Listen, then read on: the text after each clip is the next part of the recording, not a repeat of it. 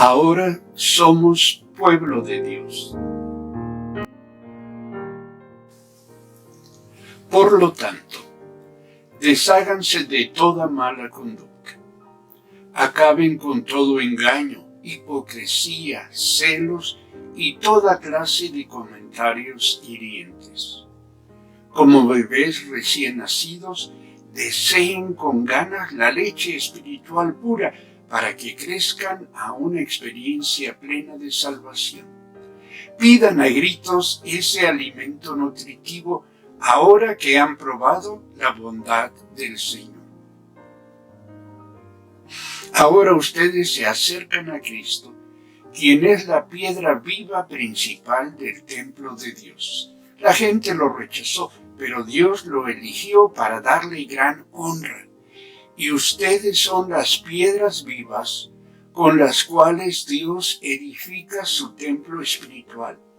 Además, son sacerdotes santos. Por la mediación de Jesucristo, ustedes ofrecen sacrificios espirituales que agradan a Dios. Además, Él es la piedra que hace tropezar a muchos, la roca que los hace caer. Tropiezan porque no obedecen la palabra de Dios y por eso se enfrentan con el destino que les fue preparado. Pero ustedes no son así, porque son un pueblo elegido, son sacerdotes del Rey, una nación santa, posesión exclusiva de Dios. Por eso pueden mostrar a otros la bondad de Dios, pues Él los ha llamado a salir de la oscuridad y entrar en su luz maravillosa. Antes no tenían identidad como pueblo, ahora son pueblo de Dios. Antes no recibieron misericordia, ahora han recibido la misericordia de Dios. Queridos amigos, ya que son extranjeros y residentes temporales, les advierto que se alejen de los deseos mundanos que luchan contra el alma. Procuren llevar una vida ejemplar entre sus vecinos no creyentes. Así, por más que ellos los acusen de actuar mal, verán que ustedes tienen una conducta honorable y le darán honra a Dios cuando Él juzgue al mundo. Primera de Pedro, capítulo 2, versos 5 y 9 al 12. Y algunos otros. Ser cristiano, ser discípulos de Cristo, está determinado por quien se es y no por lo que se hace. La identidad tiene la facultad de determinar la capacidad para hacer y la capacidad y la calidad de lo que se hace. Pero lo que se hace nunca podrá determinar la identidad de la persona. No llegamos a ser por lo que hacemos o por lo que dejamos de hacer. Lo que somos es lo que determina, insisto, nuestra capacidad para hacer la vida, así como la calidad de la misma. Desafortunadamente, la ausencia de una formación bíblica sólida nos lleva, en no pocos casos, a ocuparnos de lo que hacemos antes que a desarrollar lo que somos. El problema que origina esto no es uno de falta de propósito ni de falta de sinceridad. Simplemente se trata del ignorar que la base de nuestra relación con Dios es quienes somos en Cristo, es decir, nuestra identidad y no lo que hacemos o lo que dejamos de hacer. La Biblia nos enseña que los seres humanos hemos sido creados a imagen y semejanza de Dios, dignos, íntegros y libres. Ello implica que porque somos imagen y semejanza de Dios es que merecemos respeto propio y de los demás somos dignos. También implica que porque somos es que podemos actuar de acuerdo con nuestra identidad, es decir, somos íntegros. Y que porque somos es que podemos mantenernos libres del poder de las emociones y de los sentimientos. Somos libres, hemos sido creados en libertad. Sin embargo, la Biblia nos muestra que el pecado ha desdibujado la imagen de Dios en nosotros. Por el pecado hemos dejado de ser los que Dios ha creado. Cuando en el uso de nuestro libre albedrío decidimos hacer lo que no es propio de nosotros, pecamos. En consecuencia, perdemos nuestra identidad y nos volvemos en una mera caricatura de lo que Dios ha creado. Consecuentemente, en nuestra pérdida de identidad, en nuestro ya no saber quiénes somos, solo hacemos guiados por nuestros deseos desordenados. Revisa Santiago 1, versos 14 y 15.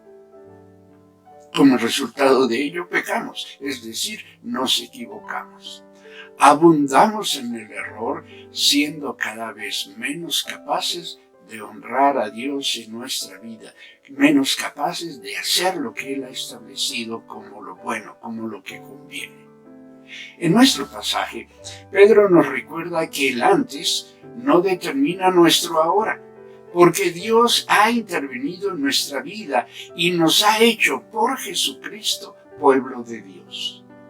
Especial atención nos merece que en el mismo capítulo Pedro asegura que los creyentes somos piedras vivas, pueblo elegido, sacerdotes del Rey, nación santa, posesión exclusiva de Dios. Y notemos que a tales definiciones de lo que somos en Cristo sigue siempre un propósito. Dice Pedro, son las piedras vivas con las cuales Dios edifica su templo espiritual. Son pueblo elegido, son sacerdotes del Rey, son una nación santa, son posesión exclusiva de Dios. Por eso pueden mostrar a otros la bondad de Dios. Así, Pedro pone sobre la mesa que la nuestra es una identidad con propósito. Somos para hacer, o mejor aún, porque somos, es que podemos hacer lo que nos es propio, es que podemos hacer aquello a lo que Dios nos ha llamado. Desafortunadamente, aún estando en Cristo, no siempre nuestros hechos resultan congruentes con nuestra identidad, con quienes somos. Debemos tener presente que todas las expresiones del pecado de las que participamos son ajenas a nuestra condición de pueblo de Dios. Y esto es cierto, no solo cuando practicamos aquellas expresiones del pecado que nos parecen más escandalosas, menos aceptables, por ejemplo, el adulterio, el asesinato, la promiscuidad sexual, etc. No. Recordemos que pecado es jata, errar. Entonces, cualquier elección que hacemos y que pone en entredicho, que contradice, que va en contra de nuestra identidad en Cristo, es pecado. Olvidar esto o no prestarle la debida atención me parece que es la trampa, el engaño del pecado. El diablo nos lleva a pensar que si no asesinamos, que si no cometemos adulterio o si no somos sexualmente promiscuos, etc., no estamos pecando. Lo cierto es que cuestiones que consideramos menores, tales como las enemistades, los pleitos, los celos, las iras, las envidias, etc., son igualmente pecado. Niegan quiénes somos, ofenden a nuestro Dios. En la medida que abundamos en tales elecciones, nos separamos cada vez más de la posibilidad de actuar en consecuencia, en congruencia con nuestra identidad en Cristo. En los últimos días les he invitado para que nos propongamos abundar en nuestra condición de santos, es decir, de apartados para Dios y puros en el todo de nuestra vida. También les he invitado para que reafirmemos cotidianamente nuestro compromiso de cumplir con aquello que el Señor nos ha encargado, tanto individual como congregacionalmente. Además, les he invitado para que cumplamos con nuestra tarea de ser testigos de Cristo, es decir, con la tarea de mostrar en el todo de nuestra vida la realidad del orden del reino de Dios, además de anunciar su evangelio y hacer discípulos de Cristo. Al hacerles tal invitación, viene a mí la exhortación del autor del libro de los Hebreos, quien en el capítulo 12 nos anima a que nos quitemos de nuestra vida cualquier cosa que nos impida avanzar, especialmente el pecado que nos hace caer tan fácilmente, dice palabra de Dios para todos. O, como lo traduce Dios habla hoy, nos invita a que dejemos de lado todo lo que nos estorba y el pecado que nos enreda. Si el pecado nos enreda, nos impide avanzar, nos hace caer fácilmente, luego entonces no estamos en condiciones de hacer la vida según nuestra identidad en Cristo, ni de ser evidencia del reino de Dios en medio de los hombres. En nuestra congregación, debo lamentar, existe una particular expresión del pecado que tiene que ver con la compulsión de varios de nuestros congregantes de mantenerse atados a modelos de relación familiar disfuncionales, totalmente ajenos y contradictorios a su identidad en Cristo. No pocas de nuestras familias enfrentan las disensiones, los pleitos, el resentimiento y viven atrapadas en dinámicas relacionales tóxicas y cada vez más degradantes. Uso el término compulsión, mismo que el diccionario define como el impulso o deseo intenso o vehemente de hacer una cosa, porque resulta evidente que a quienes se encuentran en tal condición les resulta, valga la redundancia, cuesta arriba el romper tales patrones relacionales. Una y otra vez vuelven a lo mismo. Hay quienes se han propuesto dejar de hacerlo, han tomado decisiones importantes, otros hasta se han cambiado de casa, unos más han iniciado los trámites para la separación legal. Se han prometido y han prometido a Dios que no lo seguirán haciendo, sea lo que estén haciendo. Han llorado, han pedido perdón y no sé cuántas cosas más han hecho. Y sin embargo, a las primeras de cambio vuelven a lo mismo. Dejan de hacer lo bueno, descuidan su vida espiritual, abandonan temporal o permanentemente a la congregación.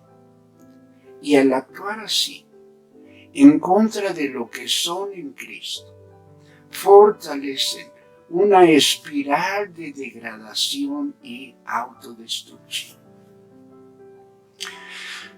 Mi dolor como pastor es que algunas de mis ovejas están en peor condición este enero que el año pasado, más lastimadas, más confundidas y con menos esperanza de una vida plena.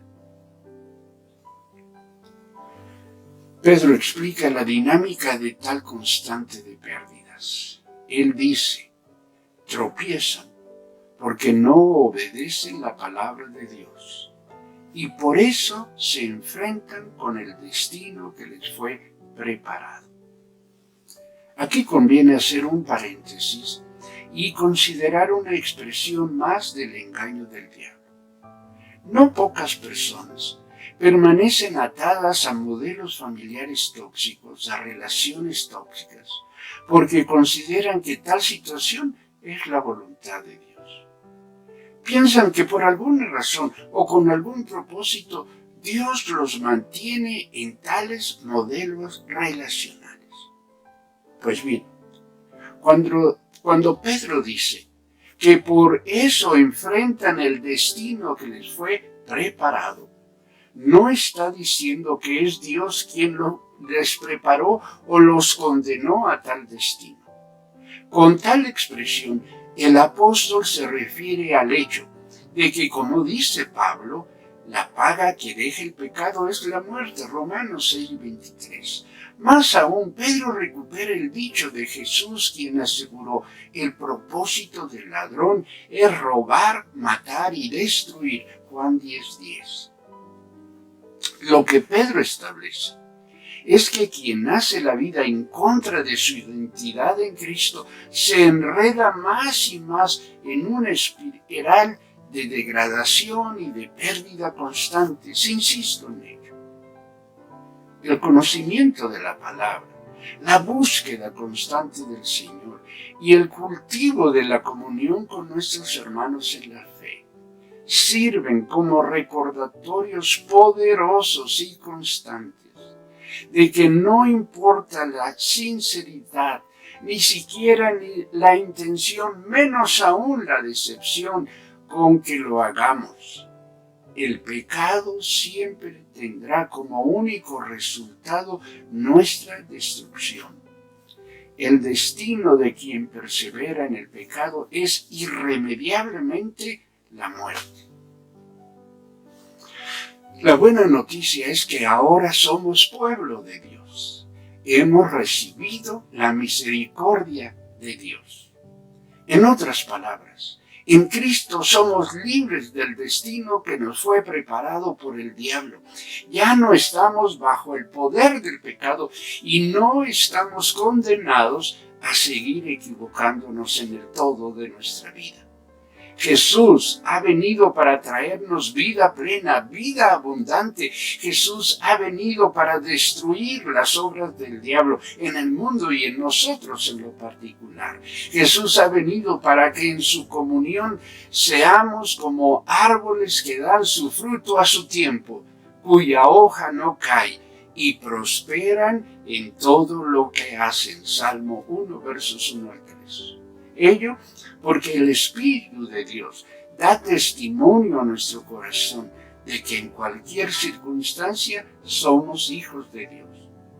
Además, Pablo asegura que el Espíritu de Dios, quien levantó a Jesús de los muertos, vive en ustedes. Y así como Dios levantó a Cristo Jesús de los muertos, Él dará vida a sus cuerpos mortales mediante el mismo Espíritu que vive en ustedes. Romanos capítulo 8, verso 11. Me emociona la referencia paulina de que el mismo Espíritu, quien levantó a Jesús de los muertos, vive en nosotros y dará vida a nuestros cuerpos mortales. Hermanas y hermanos, hay lugar para la esperanza para aquellos quienes estamos en Cristo. Porque somos sus hijos, es que podemos hacer la vida como piedras vivas, como pueblo elegido, como sacerdotes del Rey, como nación santa, como posesión exclusiva de Dios. Y desde luego, esta convicción se fortalece en la medida que cultivamos de manera privilegiada, prioritaria en nuestras vidas, nuestra relación personal con Dios, por medio de la oración, por medio del estudio de su palabra y de la participación en la comunión y en la vida de la iglesia. Hacerlo así no nos hace ser, pero sí fortalece nuestra convicción de lo que ya somos en Cristo. Y entonces es que podemos hacer la vida honrando a Dios y testificando que nuestra victoria es absoluta por medio de Cristo que nos amó. Revisa Romanos 8, verso 37. Estoy convencido de que Dios nos ha llamado, que Dios nos ha hecho suyos en Cristo y que ahora somos criaturas nuevas. Creo que cada uno de nosotros es una nueva creación en la que el pasado no tiene ni mayor relevancia, ni mayor poder. Y también estoy convencido de que como congregación somos testigos de Cristo y podemos abundar en el amor mutuo, en el servicio a los necesitados y en el cumplimiento de la tarea de ir por todo el mundo y hacer discípulos de Cristo. Por ello es por lo que te animo a que te asumas, a que te consideres a ti misma, a ti mismo como quien eres, santa, santo, como una nueva criatura en la que el Espíritu de Dios reposa y actúa. A que hagas lo que te es propio en la vida y a que dejes de hacer lo que ofende tu identidad como hijo, como hija de Dios. Te animo para que juntos nos esforcemos por honrar a Dios en el todo de nuestra vida. A esto los animo, a esto los convoco en el nombre del Señor. Bendición.